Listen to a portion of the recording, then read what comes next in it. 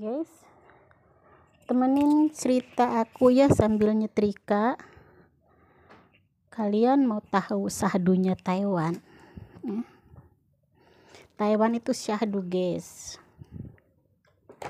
Ya, tapi sebelumnya aku mau motong dulu nih. Tidak semua TKW ya, jangan disamakan ya guys. Jangan disamakan.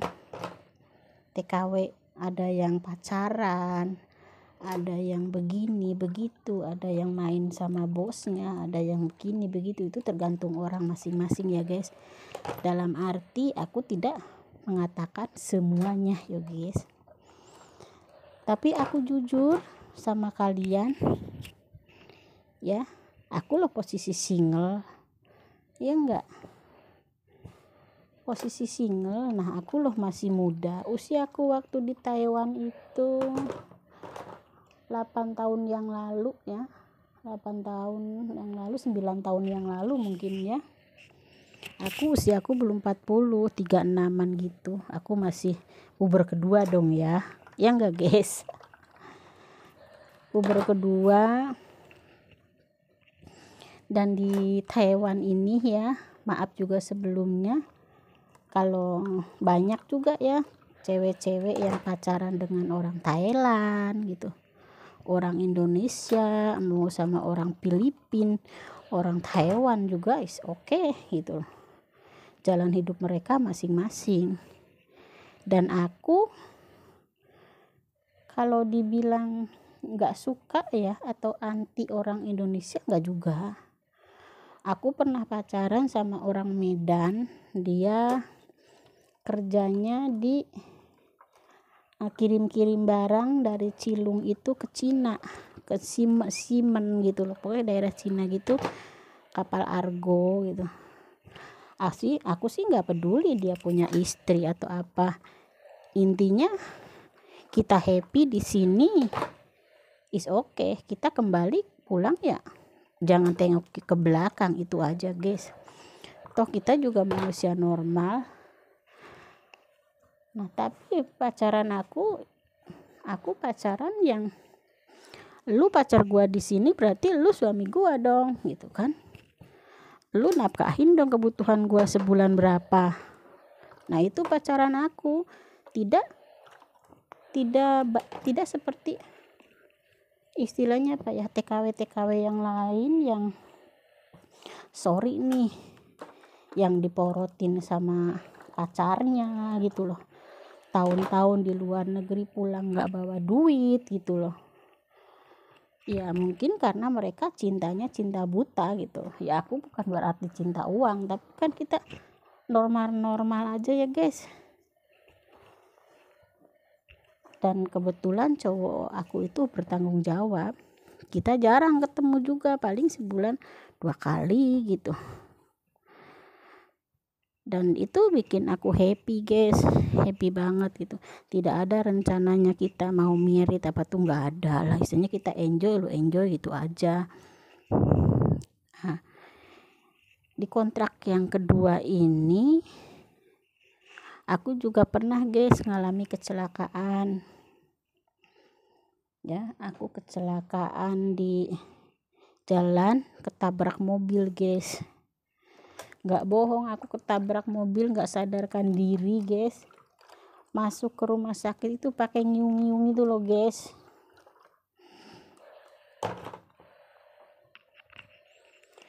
Tapi alhamdulillah Allah masih ngasih kehidupan sama aku. Walaupun sepeda aku mental dan aku terpelanting kemana, tubuh aku nggak ada yang lecet guys, nggak ada yang luka gitu. Dalemannya pun sehat, aku cuman dirawat sehari udah gitu pulang guys. Nah dari kejadian itu guys, sakitnya aduh masya Allah nikmat banget. Hampir 1 minggu aku nggak bisa ngapa-ngapain guys. Ngurus ama juga sebisa-bisa aku aja.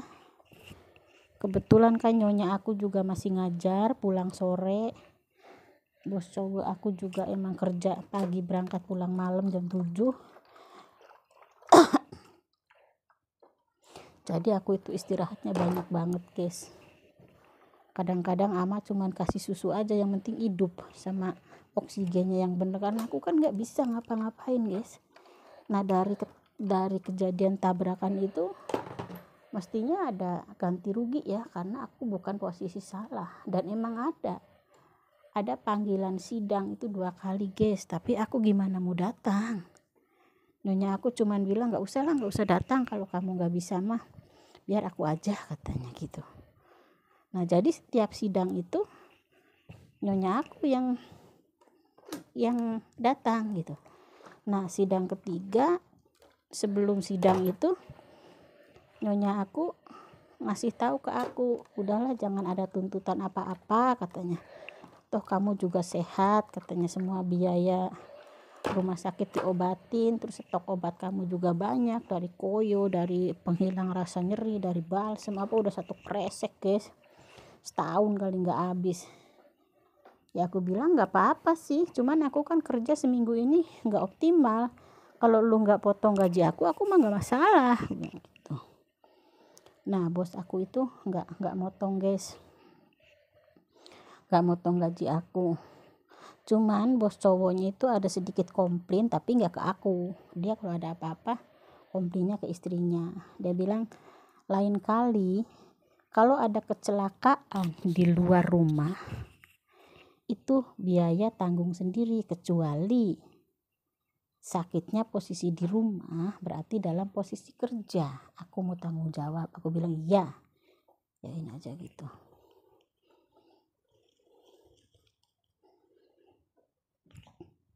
Nah masuk tahun keempat guys, aku juga ada kabar ya, tahun kelima lah ya, mau menginjak tahun kelima, aku ada kabar tentang anak aku yang istilahnya kuliahnya udah mulai berantakan, yang SMP baik-baik aja ya. Kalau untuk kenakalan remaja anak-anak aku masih bisa bilang is okay ya, karena tidak menyangkut tindak kriminal, tidak menyangkut narkoba, ngerokok juga enggak kalau anak yang gede itu. Cuman kan karena puber, dia posisi puber sama kayak maknya di Taiwan lagi puber juga, pas dibeliin motor baru itu, jadi istilahnya lebih banyak happy, lebih banyak main. Nah di situ aku kepikiran untuk cuti guys. Aku cutinya nggak tanggung-tanggung, minta 2 bulan. Kenapa aku minta cutinya lama? Karena di samping aku membenahi anak aku, pengen lebaran di rumah juga, terus juga aku ada janji dengan seseorang guys. Seseorang nih, biasa seseorang dari sodmed apa namanya, seseorang dari dunia entah berantah. Kita udah positif guys, dia dari Bandung ya, dari Bandung Barat, orang politik juga, berkecimpung di politik, orang punya nama ya, tapi aku nggak usah sebutin namanya ya. Kalau dibilang dia bohong, dia kan istilahnya 1 bulan sekali rutin tiap bulan ngasih kasarnya uang jajan anak aku. Itu dalam pengikat di Facebook loh, lu pacar gua, lu nggak boleh online sama orang lain. Dan bagi aku is oke aja, toh status aku juga sendiri ya guys. Nah kepulangan aku itu udah dijadwalkan guys, janjian mau jemput, dan aku nggak bilang kalau ke istilahnya ke orang tua aku, ke anak-anak aku mau pulang tanggal sekian, enggak, karena aku setiap kepulangan tuh nggak terlalu ngerepotin orang tua.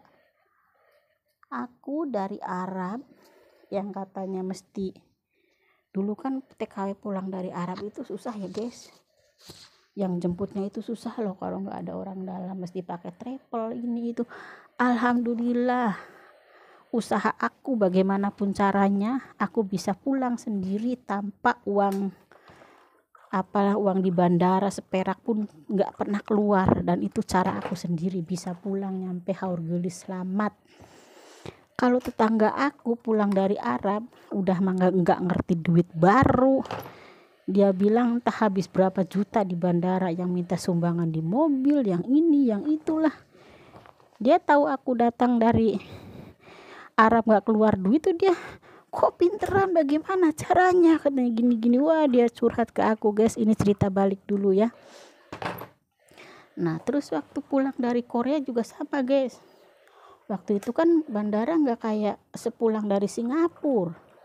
Aku pulang dari Singapura lenggang kangkung guys. Gak ada yang nanya, gak ada yang bentak, gak ada yang istilahnya nikung mesti digiring ke sana ke sini, gak ada guys. Tapi dulu aku pulang dari Korea itu masih rawan guys, sama kayak pulang ke Arab. Nih cerita dulu lagi nih guys. Nah pulang dari Arab aku di pesawat itu duduknya kebetulan sama bapak-bapak guys. Ini ada cerita lucu nih ya. Biasalah bandot gitu. Aku pulang dari Arab umurku baru belum 25 loh guys ya. Aku berangkat aja umur 20-an gitu ya. 25, 24, 25 lah aku pulang dari Arab guys. Masih cantik-cantiknya kan. Udah putih, kurus. Aku kurus tuh pertama kali pulang dari Arab guys. Udah imut-imut gitu loh. Nah duduk sama bandot di pesawat. Biasalah bandot kalau lihat jidat licin kan cengengesan gitu guys. Ngobrol-ngobrol, katanya nanya dijemput enggak aku bilang. Loh kenapa? Nah, kalau nggak dijemput ikut aja sama bapak yuk, katanya gitu. Boleh, aku bilang gini, tolong keluarin aku aja deh, keluar dari bandara, kesananya sih aku gampang, mau naik bus aja ke stasiun. Oh boleh katanya, tapi nanti turun dari pesawat kamu gandeng tangan aku ya, dia bilang gitu, seolah-olah kita suami istri katanya. Ya aku bilang gitu. Nurut dong aku guys, supaya lolos dari bandara tanpa keluar uang. Padahal waktu itu aku pulang dari Arab itu guys, perhiasan juga aku bawa guys, banyak itu hadiah-hadiah, walaupun istilahnya emas kecil-kecilan juga. Apalagi kalau di Arab itu kalau misalnya kita nyapu-nyapu nemu emas sebelah, anting sebelah apa kan disimpan guys, bisa kan diuangkan di Indo. Aku bawa banyak tuh guys.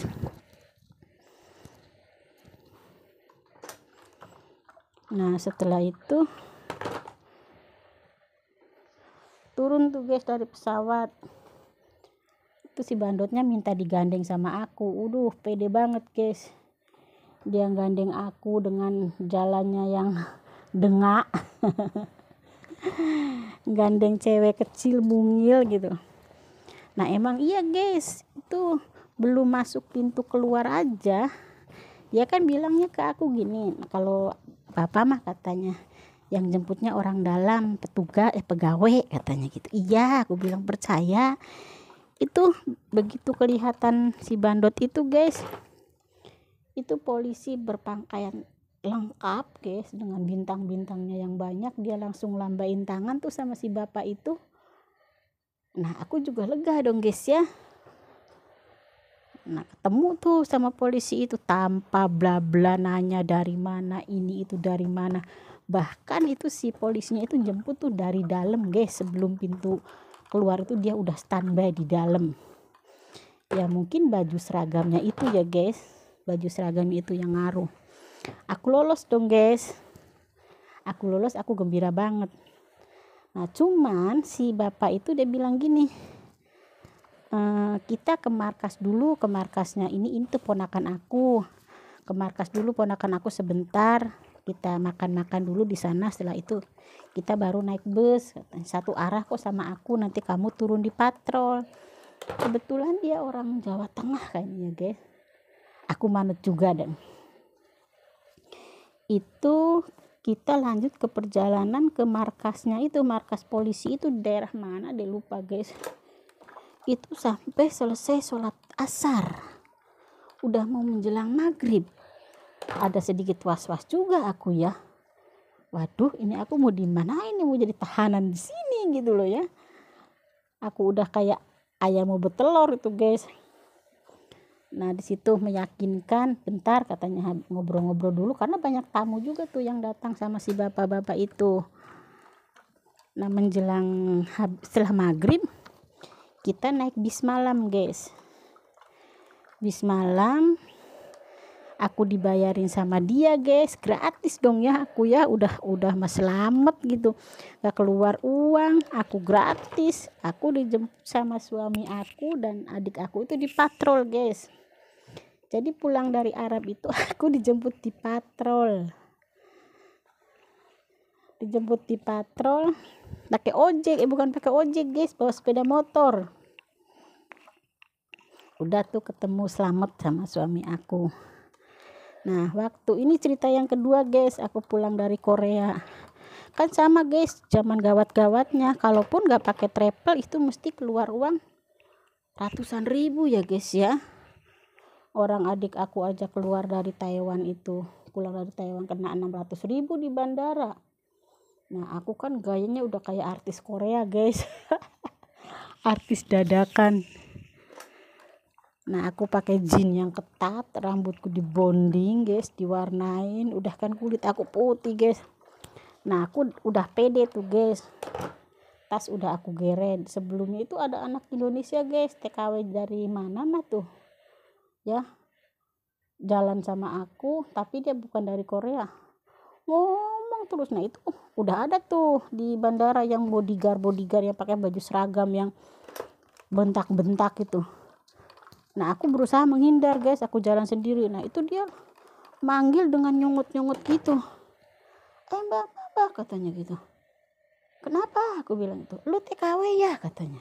Bilangnya lu TKW ya, kalau TKW jalannya jangan ke situ, dia bilang gitu kan, bengok-bengok karena udah jauh. Terus aku balik badan sambil nyongot juga guys, aku nyongotnya lebih keras. Emang kenapa? Aku bilang, emang gaya aku ini kayak TKW ya? Emang semua orang yang bawa tas gede itu TKW? Gak ngeliat apa gaya gua TKW? Aku bukan, gua bilang gitu ya. Aku bilangnya lu gua. Nah udah dibentak gitu guys, dianya diem aja ngeliatin ujung kaki ujung kepala. Aku langsung melongos aja jalan, padahal hati aku juga deg-degan guys. Lolos tuh guys, gak keluar uang sepeser pun, kan aman guys gitu kan. Nah waktu kepulangan pertama juga guys dari Taiwan ya, itu lagi rawan-rawannya banget sama ya, ada yang kena 600 ribu, ada yang kena 1 juta lebih, walaupun dijemput sama orang tua apa siapa mesti bayar guys. Nah di situ aku juga sama guys, biasa memanfaatkan keadaan darurat guys. Aduh seru ceritanya ini. Aku satu di pesawat itu duduknya sama om-om ya, om-om dia itu udah keliling dunia guys, dikasih unjuk paspornya ke aku tuh, capnya udah penuh semua, entah kerjanya apa, aku juga nggak terlalu banyak tanya ya. Dia nanya sama aku dijemput enggak, aku bilang enggak. Terus ini mah aku to the point, kalau gitu bisa minta tolong om enggak, aku bilang gitu. Dia nggak mau dipanggil om, mau dipanggilnya abang. Udah oke aku panggil abang, keluarin aku dari bandara aja, aku bilang gitu. Soalnya tahu sendiri sekarang ini susah keluar uang segini. Iya aku paham bilang gitu. Ya udah katanya, kamu gandeng aku aja katanya, biar disangka suami istri. Nah itu kejadian berlaku lagi guys, kayak aku pulang dari Arab. Tapi guys, nah di sini parahnya guys, hampir aja aku kena mulut buaya. Udah tuh istilahnya udah ketok paspor apa itu mencak-mencak guys, yang ininya, yang petugasnya itu banyak banget yang petugasnya, baju ABRI, baju polisi, garang banget guys. Intinya ada lagi teman Indonesia yang satu pesawat bareng, gundel terus sama aku gitu. Terus itu udah ngamuk-ngamuk tuh guys, TKW kesini gitu loh. Nah aku kan nggak mau guys, dia udah hampir narik tangan aku. Terus dicegat sama si abang-abang yang bareng sama aku itu. Terus dia ngomong apa banyak-banyak, ngasih unjuk paspornya si abang-abang itu. Nah si abangnya ngedipin ke aku, udah kamu jalan gitu, kode matanya. Nah sedangkan pintu keluar itu kan cuma ngelangkah 2 langkah aja guys. Ya aku itu si penjaga yang berongosan itu lagi mencak-mencak ngobrol sama si abang-abang itu, ya aku belok kiri kabur dong keluar guys. Udah keluar dari pintu itu mah dia gak berani ngejar lah petugasnya.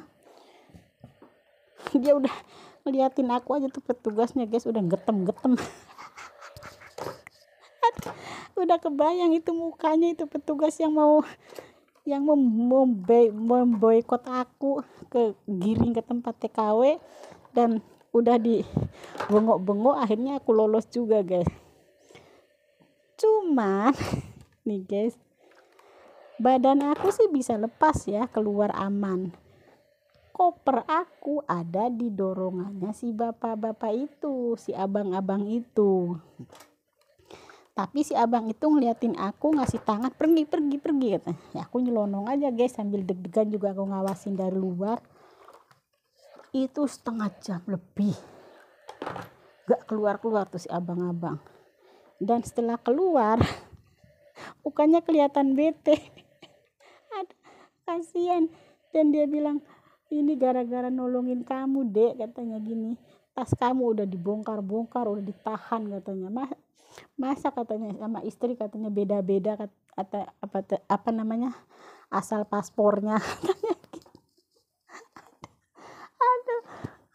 Terus ya karena si abang-abang itu dekengannya kuat ya, istilahnya boleh tuh keluar. Itu koper aku di ini guys, dibawain sama dia walaupun udah dibuka itunya, kuncinya ya. Nah di situ guys aku terima kasih banyak banget guys, terima kasih banyak sama si abang-abang itu. Nah kebetulan keluarganya itu jemput, dia bilang mau ikut enggak sama keluarga aku. Enggak aku malu, aku bilang. Aku sih enggak ngasih muka ke keluarga dia, aku juga paham lah ya. Cuman dia ngasih nomor handphone, ada pernah kontak 2 kali juga ke aku. Nah cerita seru selanjutnya guys masih banyak, dan cerita Sahdu Taiwan aku lanjut nanti ya. Durasi tidak aman. Terima kasih atas subscribe, klik dan komennya. Terus dukung channel Riani 15 karena aku akan selalu berbagi dekat dengan kalian guys. Sehat selalu untuk kalian. Bye bye.